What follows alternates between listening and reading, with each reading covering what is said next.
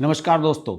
आज हम बात करने वाले हैं एक ऐसे चुनाव के बारे में जिसकी प्रक्रिया नवंबर से शुरू होकर जनवरी तक चलने वाली है। और उस चुनाव पर आप यकीन मानिए कि अभी 10-15 दिन के भीतर ही सारे चैनल वाले, सारे मीडिया वाले टूट पड़ेंगे। लेकिन अभी कोई इस पर ध्यान नहीं दे रहा है। क्यों? क्योंकि सब बिहार के चुनाव में व्यस्त थे। बिहार के चुनावों का विश्लेषण कर रहे हैं। बिहार की सरकार बन गई, शपथ ग्रहण हो गया, फलाना हो गया, ढिमकाना हो गया, सब इसी पर ही अटके हुए हैं। एक बहुत बड़ा डेवलपमेंट चल रहा है महाराष्ट्र में। आप सब जानते हैं कि महाराष्ट्र में जो निकाय चुनाव हैं, स्थानीय निकाय चुनाव हैं, वो बहुत समय से नहीं हुए हैं। और इस बात को लेकर मामला सुप्रीम कोर्ट तक पहुंचा हुआ है। जैसे कि बीएमसी, जिसका 50,000 करोड़ का बजट है, कई स्टेट्स से बड़ा बजट है जिसका बीएमसी का, वहां चुनाव नहीं हुआ है। इसके अलावा 250-300 के करीब जिला पंचायत, नगर परिषद, जिला परिषद, ये जितनी भी स्थानीय निकाय की बॉडीज हैं, इनके भी चुनाव इनके साथ नहीं हुए हैं। इस मामले में दोस्तों अभी सुप्रीम कोर्ट ने एक आदेश दिया था पिछले दिनों, और ये कहा था महाराष्ट्र की सरकार को कि भाई इन निकाय चुनाव को अब कराओ। बहुत समय हो गया है, 2017 के बाद से नहीं हुए हैं, लंबे समय से 2 साल के अधिक हो गया है। इन सब में प्रशासक बैठे हुए हैं, अधिकारी बैठे हुए हैं, जबकि यहाँ पर जनता के चुने हुए जनप्रतिनिधि और इलेक्टेड जो प्रतिनिधि हैं वो यहाँ पर बैठने चाहिए। बात सही भी है, लेकिन दिक्कत क्या है? खुद इसमें कई अड़चने, टेक्निकल अड़चने सुप्रीम कोर्ट की तरफ से ही है कि साहब 50% से अधिक आरक्षण नहीं लागू कर सकते। 27% वाला कोटा लागू करें तो कुछ जगह पर 70% से अधिक आरक्षण हो जा रहा है। आप समझिए कि महाराष्ट्र की सरकार के सामने कितनी पेचीदा स्थिति थी। लेकिन देवेंद्र फडणवीस बहुत काबिल मुख्यमंत्री हैं। उन्होंने एक नया सिस्टम अपनाया। उन्होंने कहा कि इतनी सारी 300-400 के करीब नगर पंचायतें, जिला पंचायतें और नगर पालिकाएं, नगर निगम हैं, हम इनका अलग अलग लेयर्स में चुनाव कराते हैं। जैसे कि मैं बताता हूं, पूरा कार्यक्रम मैंने जो इसका निकाला है, जो पूरा कार्यक्रम इसका चल रहा है, पहला चरण जो होगा उसमें मतदान 2 दिसंबर को होगा। इसकी अभी नामांकन की प्रक्रिया वगैरह सब हो चुकी है। पहले चरण में मतदान होगा 2 दिसंबर को 246 जिला परिषद और 42 नगर पंचायतों पर। यहां पर एससी को 50% आरक्षण की सीमा की चेतावनी मिली हुई है कोर्ट में। दूसरे चरण में 3 दिसंबर को मतदान होगा। सभी उपरोक्त मतगणना होगी इन सभी निकायों में, यानी कि 2 दिसंबर को मतदान और 3 दिसंबर को मतगणना हो जाएगी। बीएमसी का चुनाव संभावित है जनवरी 2026 में। आप जानते हैं कि मुंबई में 227 वार्ड हैं। इन वार्डों का परिसीमन होना है ओबीसी मैट्रिक्स के हिसाब से, ओबीसी आरक्षण के हिसाब से। इसमें मतदाता सूचियों की जांच का काम चल रहा है। राज्यव्यापी कार्यक्रम चल रहा है। और आपको बता दूं कि जो इसमें विपक्ष है, महाराष्ट्र विकास आघाड़ी, उसका ये आरोप है, जैसे कि अक्सर आजकल विपक्ष आरोप लगाता है, कि इसमें बोगस वोटर शामिल किए जा रहे हैं जिससे कि भाजपा और उसके साथी दल जीत सके। इसका जो पूरा कार्यक्रम विस्तार से है उस पर भी जरूर मैं चर्चा करना चाहूंगा, क्योंकि बहुत सारे लोग हमसे ये कहते रहते हैं कि साहब आप जो महाराष्ट्र में चुनाव हो रहा है उसके बारे में हमें विस्तार से बताइए। देखिए, जो अभी पहला चरण हो रहा है दोस्तों, जिसमें नगर परिषद और नगर पंचायतों के चुनाव हो रहे हैं, इसमें 17 नवंबर थी नामांकन दाखिल करने की अंतिम तिथि। हजारों की संख्या में नामांकन प्राप्त हुए हैं। 18 नवंबर को नामांकन पत्रों की स्क्रूटनिंग हुई। सर्वोच्च न्यायालय के आदेशानुसार ओबीसी आरक्षण की वैधता की जांच की गई। नाम वापसी की जो अंतिम तारीख है वो 21 नवंबर है, यानी कि जब आप वीडियो ये देख रहे होंगे जांच की अवधि हो चुकी होगी। और इसमें समझ लीजिए कि अपील के जो मामले हैं, इसमें जिनके खिलाफ अपील चल रही है, उनके मामलों में 25 नवंबर तक की अंतिम तिथि है। समझ रहे नाम वापसी की। और वर्तमान में यह प्रक्रिया जारी है। कितना कॉम्प्लिकेटेड मामला है, इतना कॉम्प्लिकेटेड मामला है कि ना मैं समझ पा रहा हूं ना मैं आपको समझा पा रहा हूं। लेकिन हकीकत बात यह है कि इसमें न्यायिक प्रक्रिया और चुनाव की प्रक्रिया दोनों साथ साथ चल रही है। अंतिम सूची जो उम्मीदवारों की होगी उसका फाइनल होगा 26 नवंबर को। चुनाव चिन्ह आवंटन उसी दिन कर दिए जाएंगे और फिर 246 नगर परिषद और 42 नगर पंचायतों पर 2 दिसंबर को मतदान होगा और 3 दिसंबर को इसमें जो मतगणना की प्रक्रिया है वो हो जाएगी, इसमें रिजल्ट आ जाएंगे। अब आप सोच रहे होंगे कि इसमें इतनी सारी पेचीदगियां हैं, वो है ये है, मैं बताता हूं, कुछ छोटा सा उदाहरण आपको देता हूं। इसमें जो प्रक्रिया है, न्यायमूर्ति जो सूर्यकांत हैं उनकी अध्यक्षता वाली पीठ ने चेतावनी दी है कि अगर किसी भी स्थानीय निकाय में कुल आरक्षण SC + ST + OBC 50% से अधिक हुआ उल्लंघन पाया गया तो वहां पर चुनाव प्रक्रिया पर न्यायालय तुरंत रोक लगा देगी। जी हां, यह चेतावनी है।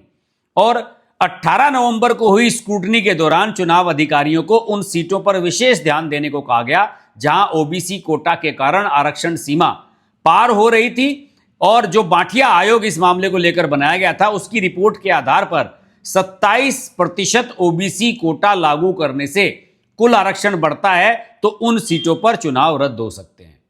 यानी कि जो बाठिया आयोग इन्होंने बनाया था उसकी शर्तें भी लागू कर दी जाएं और आरक्षण की सीमा 50% से ऊपर तक भी ना हो।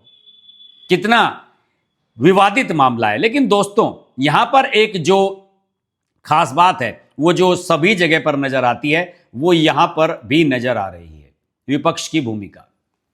यहां पर महाराष्ट्र विकास आघाड़ी विपक्ष की भूमिका में है। एक तरफ हैं देवेंद्र फडणवीस, उनके साथ हैं इसमें अजीत पवार और एकनाथ शिंदे।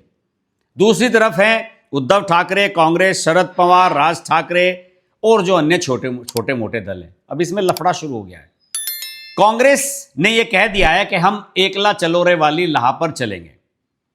जो वर्षा गायकवाड़ हैं, मुंबई कांग्रेस की जो लीडर हैं इनकी, उन्होंने कहा है कि हम जो BMC का चुनाव अगले साल होगा, अभी BMC का चुनाव नहीं हो रहा है, BMC का चुनाव जनवरी में कराया जाएगा। सुप्रीम कोर्ट ने कहा था कि BMC समेत सारी नगर पालिकाओं के नगर पंचायतों के चुनाव जनवरी तक निपटा दें। तो देवेंद्र फडणवीस ने सोचा कि पहले नीचे वाली लेयर निपटा देते हैं, उसके बाद जो बड़ा चुनाव है उसको बाद में देखा जाएगा। अब वर्षा गायकवाड़ ने कहा दिया है कि हम अकेले चुनाव लड़ेंगे और उनका ये मानना है कि जो 227 सीटें हैं यहां की BMC की, उस पर हम अकेले चुनाव लड़ेंगे। दूसरी ओर समाजवादी पार्टी के साथ भी उनका ट्यूनिंग सही नहीं बैठ रही है। समाजवादी पार्टी ने घोषणा की है कि वे पूरे महाराष्ट्र में अपने दम पर चुनाव लड़ेगी, अखिलेश यादव वाली।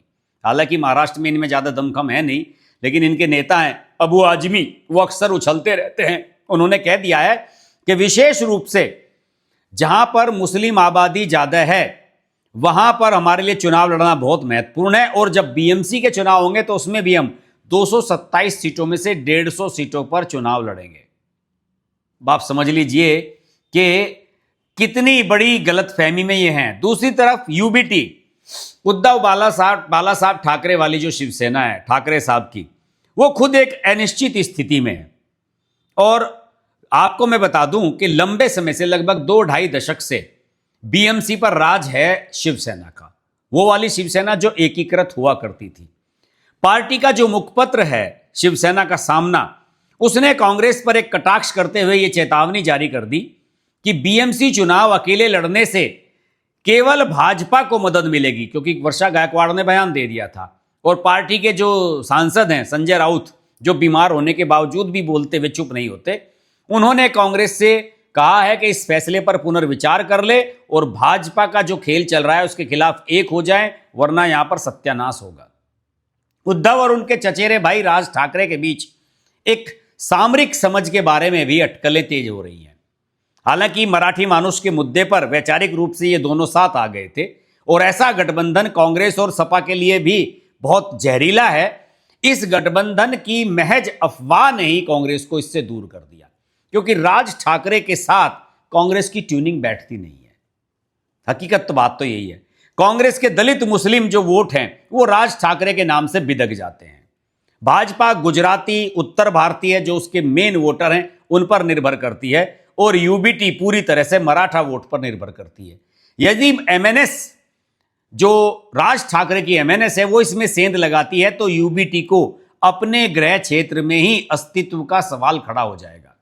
दूसरी ओर शरद पवार की अगर मैं बात करूं तो हालांकि कोशिश ये की जा रही है कि शरद पवार ने अपने सारे विकल्प अभी खुले रखे हैं और कांग्रेस और यूबीटी इन सब लोगों के साथ बताया जाता है कि इनकी बातचीत भी चल रही है। लेकिन फिलहाल जो स्थिति नजर आ रही है महाराष्ट्र में, इन निकाय चुनावों में महायुति का दबदबा होने वाला है।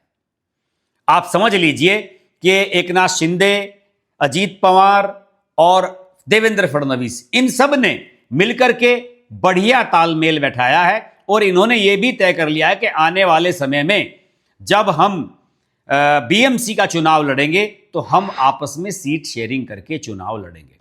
इस बीच एक और भी इसमें मामला आया है।